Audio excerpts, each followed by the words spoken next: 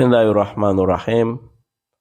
Alhamdulillahirabbil alamin wa bihi nasta'in ala jami'i umuri dunya waddin.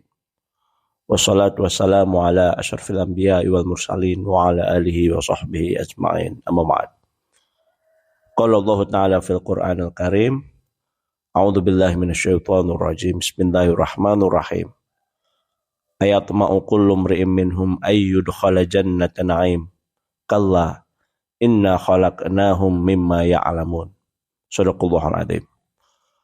Rekan-rekan pendengar yang saya hormati, Assalamualaikum warahmatullahi wabarakatuh. Alhamdulillah, sungguh merupakan sebuah kebahagiaan yang tak terkira saya bisa berjumpa kembali dengan para pendengar semua dalam podcast Inspirasi Al-Quran. Pada edisi kali ini insya Allah kita akan belajar bersama hikmah yang terkandung dalam penggalan surat Al-Ma'arij, wabil khusus ayat 39 yang telah tadi saya sampaikan. Adapun konteks daripada ayat tersebut adalah klaim yang disampaikan oleh kaum kafir Quraisy kepada Nabi Muhammad SAW bahwasanya mereka pun berhak untuk masuk surga ketika nanti di akhirat kelak. Mereka meminta juga kepada Rasul bahwasanya ya mereka ingin dimasukkan ke dalam surga yang penuh dengan kenikmatan seperti hanya kaum beriman yang telah dijanjikan oleh Rasul masuk surga, dikarenakan mereka mau untuk bersaksi bahwasanya tiada Tuhan selain Allah dan Muhammad utusan Allah. Ayat ini membantah klaim mereka dan mengatakan bahwasanya kunci untuk menuju ke surga itu ada dua. Yang pertama adalah keimanan, itu beriman kepada Allah Subhanahu wa taala dan meyakini bahwasanya Nabi Muhammad SAW adalah utusannya. Dan yang kedua adalah takwa, yaitu dengan menjalankan segala perintahnya dan menjauhi apa yang dilarang oleh Allah Subhanahu wa taala. Maka dari sini poin yang menjadi fokus daripada ayat ini, terutama dalam penggalan ayat kedua, inna khalaqnahum mimma ya'lamun. Dalam hal ini kita mengetahui bersama bahwasanya setiap manusia diciptakan dari air mani dan dihasilkan dari proses yang dianggap oleh manusia menjijikkan. Air mani itu dalam persepsi kita itu dianggap sebagai sesuatu yang kotor. Para ulama menggunakan istilah qadhar, yaitu sesuatu yang kotor untuk merujuk kepada air mani tersebut. Saya kira sudah menjadi mafhum bersama bahwasanya air mani itu diasosiasikan dengan sesuatu hal yang jijik, menjijikkan, hal yang kotor karena memang keluar dari alat vital kita. Dan proses dalam menghasilkan air mani tersebut dianggap juga sesuatu yang hina. Kenapa? Karena ketika itu manusia binatang yang mengeluarkan semua hawa nafsunya untuk melakukan hubungan seperti halnya hubungan suami istri. Nah, ya meskipun dalam catatan Al-Quran disampaikan bahwasanya ada beberapa manusia yang memang tidak tercipta dari air mani. Misalnya Nabi Adam, itu manusia pertama yang diturunkan oleh Allah ke muka bumi, itu diciptakan dari tanah. Dan Sayyidina Siti Hawa juga tercipta dari tulang rusuk Adam. Dan Nabi Isa alaihissalam tercipta dari ruh yang ditiupkan dari Siti Maryam. Tapi selain dari tiga orang tersebut, semuanya sama tercipta dari air mani. Nah, maka menurut penafsiran beberapa ulama, karena manusia tercipta dari zat yang sama, yaitu air mani, maka semuanya tentu memiliki kesempatan yang sama untuk masuk surga. Dalam artian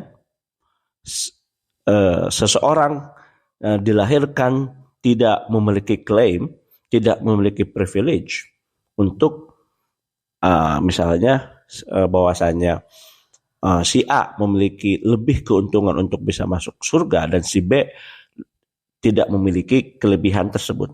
Semuanya sama karena tercipta dari zat yang sama. Akan tetapi hanya orang-orang suci saja yang berhak untuk masuk ke surga.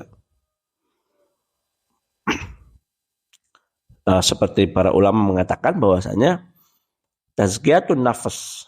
Jadi supaya kita bisa menjadi orang suci, caranya adalah dengan apa?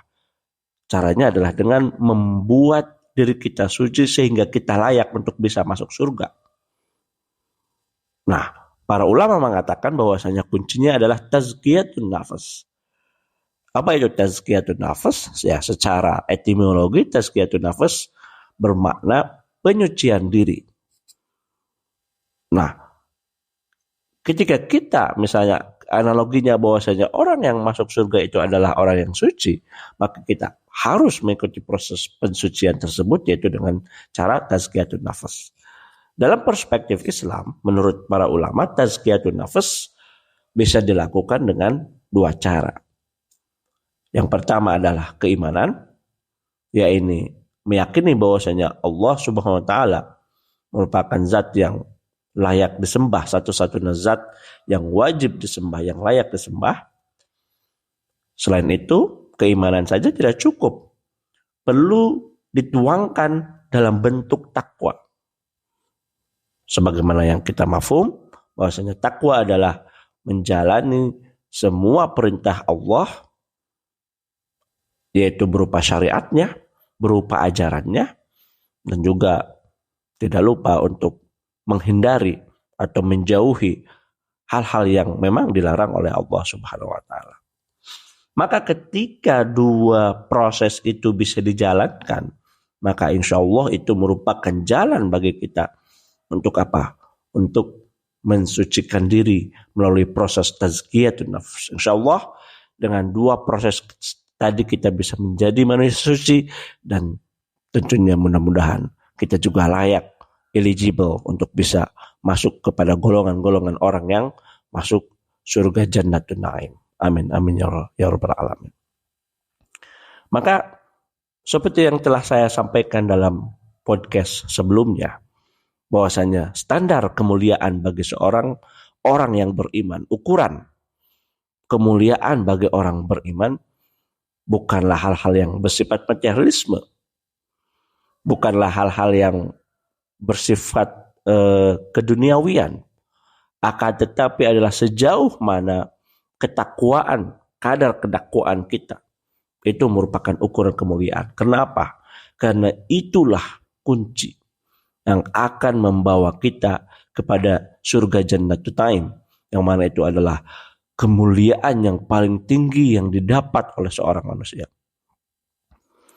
Harta kita, meskipun kita berlimpah harta, akan tetapi kalau misalnya harta tersebut tidak membantu kita untuk masuk, untuk mensucikan diri sehingga kita eligible untuk bisa masuk surga, maka harta itu menjadi sia-sia.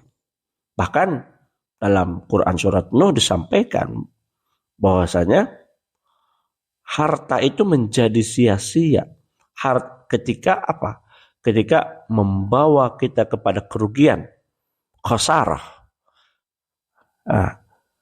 Menurut sebagian ulama ya, yang dituliskan dalam tafsir Ar-Razi dikatakan bahwasanya orang kafir itu sebenarnya tidak mendapatkan nikmat dari Allah Subhanahu wa taala. Kenapa? Karena kenikmatan tersebut itu justru membawa kepada kerugian, membawa kepada neraka. Tidak membantu mereka untuk bisa mencicipi Jannatun Naim di akhirat kelak. Maka sejatinya itu bukanlah kenikmatan tapi istidraj. Itu menurut sebagian pendapat ulama. Bahwasanya orang-orang kafir itu sebenarnya tidak mendapatkan nikmat dari Allah Subhanahu wa taala, karena apa yang mereka miliki, sesuatu yang mereka dapatkan dari Allah selama di bumi ini tidak mampu membawa mereka, tidak mampu menyelamatkan mereka dari siksa kubur, dari siksa neraka.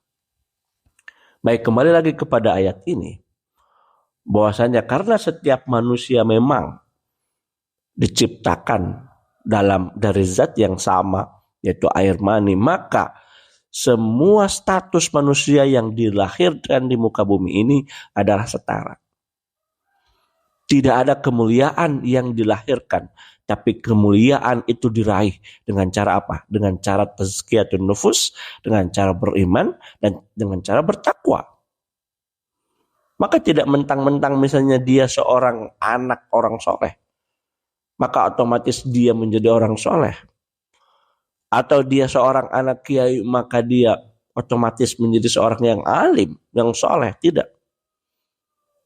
Ya, dalam sebuah lagu Raihan, ya, grup nasyid Malaysia, disampaikan bahwasanya iman itu tidak dilahirkan, akan tetapi diusahakan. Maka inilah konsep egalitarisme dalam Islam, bahwasanya kemuliaan itu tidak dilahirkan tapi diraih. Dengan cara apa? Dengan cara tazkiyatun nafas. Semoga kita semua diberikan kemudahan, diberikan kelancaran, diberikan hidayah untuk bisa menyucikan diri dengan cara beriman dan bertakwa, sehingga kita menjadi insan-insan yang eligible untuk mencicipi, untuk merasakan nikmat yang sangat agung, yaitu apa? Kehidupan di surga ketika nanti di akhirat. Terima kasih. Wallahu muwaffiq ila aqwamit thoriq. Wassalamualaikum warahmatullahi wabarakatuh.